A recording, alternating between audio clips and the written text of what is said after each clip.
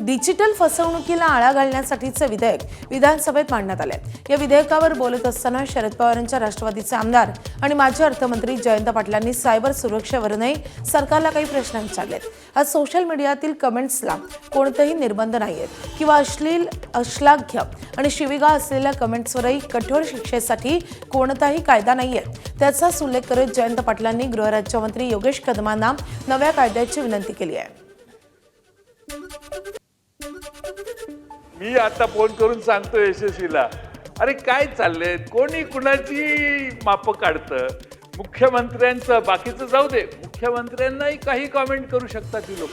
काही कोणावर काही ताळबंदच राहिला नाही, कुणाचीही अब्रू घालवतात, कुणाची काहीही करतात आणि आपण काही करता येत नाही असं समजतो। त्याचा एक कायदा ह्या अधिवेशनाच्या संपायच्या आधी आपण मंत्री महोदय आणा।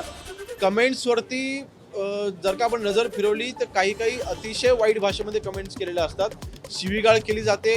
मला वाटतं त्याच्यामध्ये कुठल्याही पद्धतीचं सेन्सॉरच नाही आहे किंवा त्याला फिल्टरच नाही आहे। होय, एखादा म्हणजे समजा आपण फेसबुकला किंवा त्या कंपनीमध्ये जेव्हा आपण तक्रार करतो सायबरच्या मार्फत, त्यावेळेला ते अकाउंट डिलीट केले जातात, परंतु कमेंट्सवरती कुठलंही कंट्रोल नाही आहे। मला वाटतं या बाबतीत नक्कीच नवीन कायदा तयार करण्याच्या बाबतीमध्ये विचार हा नक्कीच आम्ही करतोय आणि तो केला पाहिजे। एबीपी माझा, उघडा डोळे बघा नीट।